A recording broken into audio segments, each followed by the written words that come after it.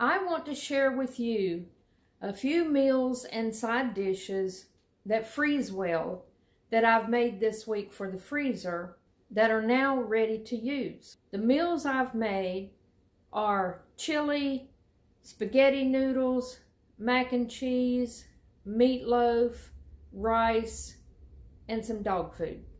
Because I like to keep a lot of things ready-made so that for my convenience, when it's time to cook, I don't have to do all that prep work. I hate doing all that prep work before I begin actually cooking a meal.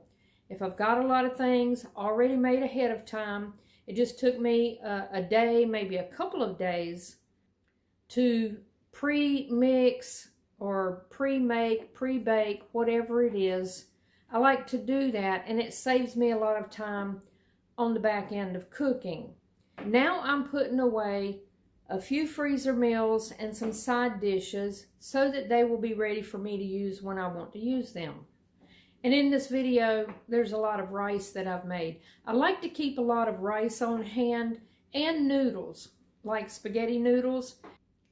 I pre-cook those and put them in the freezer. They are so easy to pull out and just rinse under hot water, or just set them in some, boiled water for just a couple of minutes and then let them drain. They're already cooked. All you have to do is thaw the ice out, and that just takes moments to do.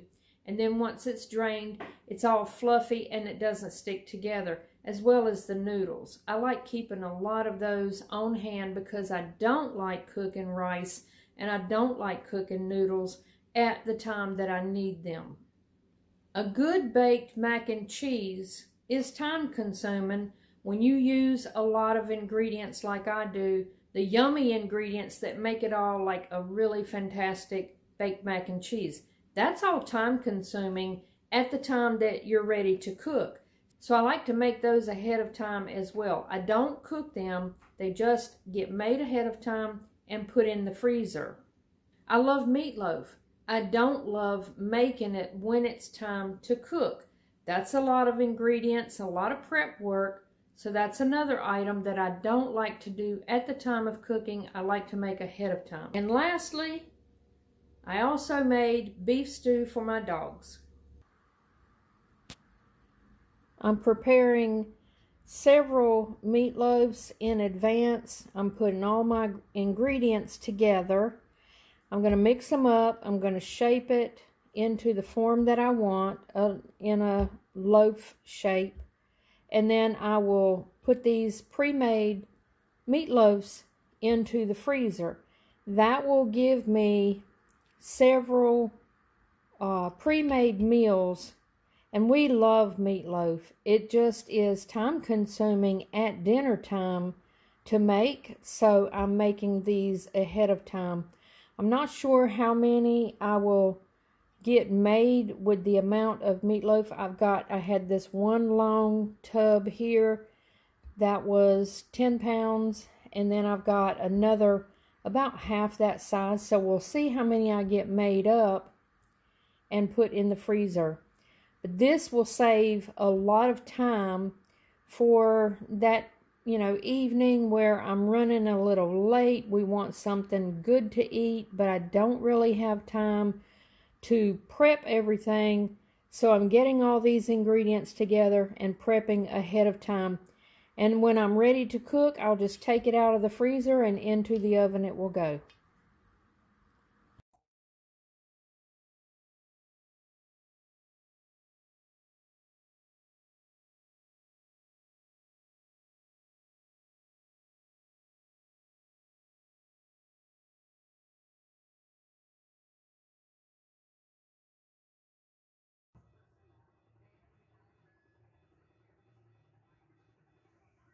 Another meal item that I have made ahead of time is something I make quite often.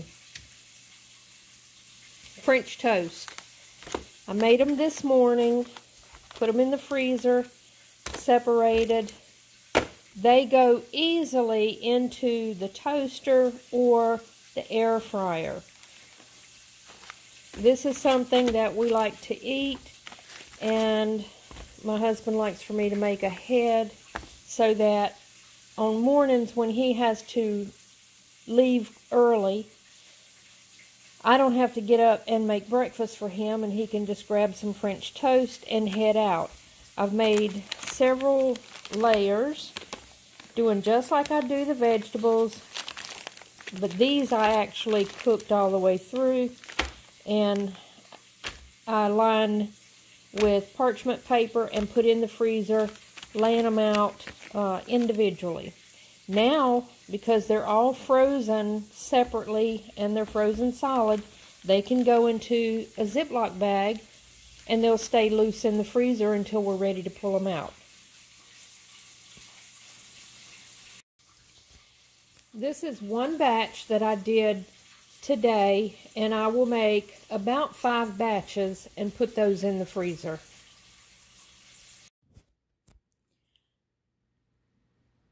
Another thing that I have made this week, well, it's not finished yet, is a roaster full of vegetables and some meat.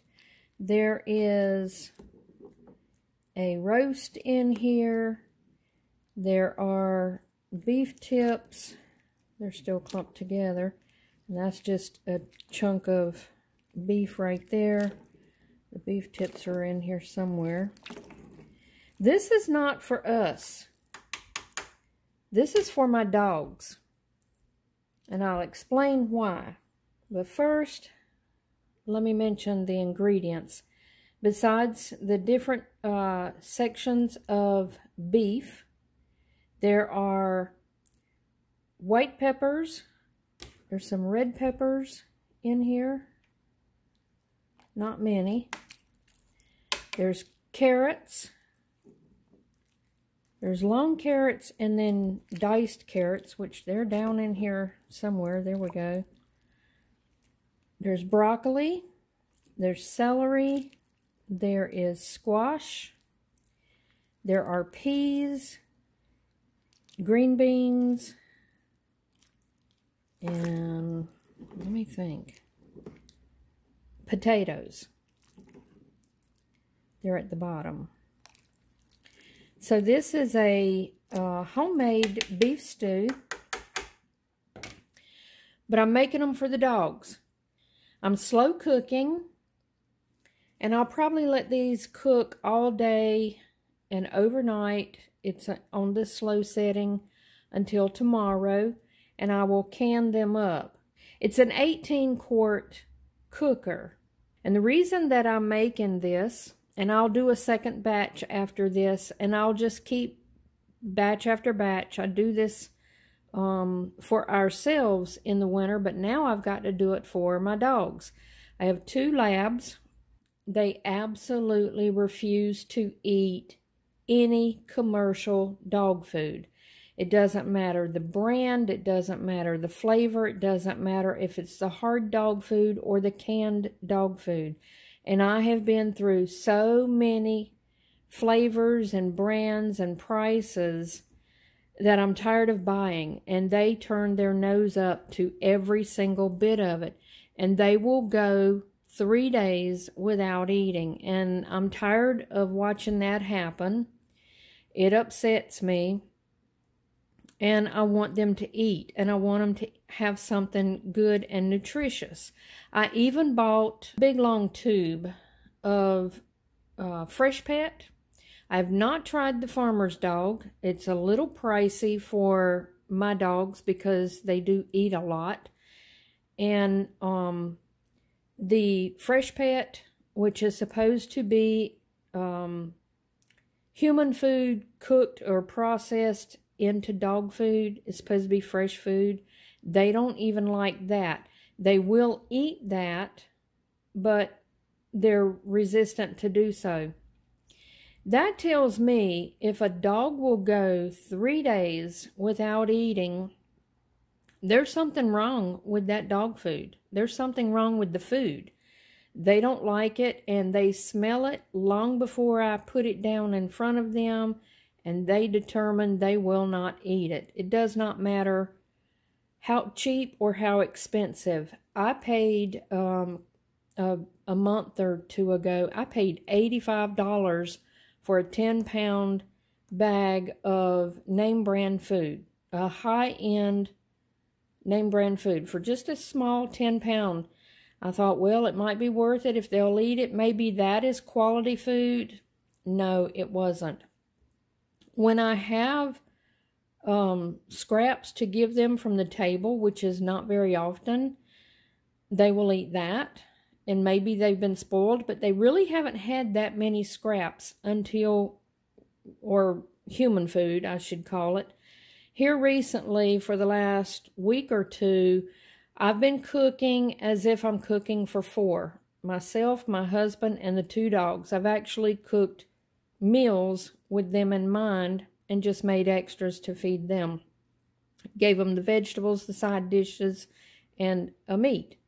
But I'm tired of doing that. So this is a batch of beef stew that I'm going to can and put up for them. And I guess that's the way I'm going to end up going, because they absolutely will not eat any kind of commercial dog food. So this is another thing I've been doing this week, along with meal prepping for us. Now I'm meal prepping for the dogs. Gotta love them.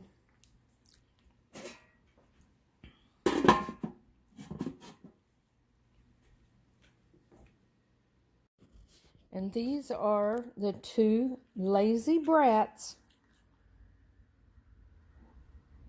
that I'm talking about. Actually, I love my lazy brats. This is Rose. And then this is Lily. I love them. I don't want them to be hungry. And I don't want to force them to eat feed that is apparently no good for them. I mean, I feel like they have instincts and they know something is wrong with that food. And if it's not good food, I don't want them to have it. And we all know that there's bad stuff in most animal feed. There's byproducts, there's preservatives, and, you know, they say it's just dead food with no vitamins, no nutrients, but a lot of filler that's bad for them. So I'm just going to avoid it altogether and make their food from human food. This is what I ended up with for the dogs out of this first batch. It's 10 pints. That's all that would fit in my canner. I got 2 pints that I put in the refrigerator that I'll use today. I got 4 pints of their freezer pints of just broth that was left over. And I put those in the freezer, and I'll be starting another batch of the beef, and I will also do a batch of chicken. Now, the meat that I'm pulling out of my freezer to do this with is meat that I don't particularly like. We bought a half cow the year before last, I think it was. And we used half of it, but I didn't like the flavor, and so that meat has just stayed in the freezer, and I decided to put it to good use. So I did not buy beef for this project. I already had it. And I've already got a lot of chicken in the freezer as well that's been in there for a while, and I'm going to use that up as well before it gets any kind of freezer burn to it. So this will last for a little bit, and I guess I'm just going to have to keep rolling through batches of food to keep my dogs fed. And finally, I'd like to tell you that there's a lot of foods that you can meal prep ahead of time and put in the freezer or on the shelves that saves you the time of having to do all that meal prepping. And if at the end of the day you find yourself not having a lot of time to do any cooking, you've got these meals ready to just heat or not have to cook for very long. And then you don't have to rely on those commercial quick fixes that we know have no nutritional value at all and are void of anything good. Thank you for watching, and I hope to see y'all on the next video. Bye-bye.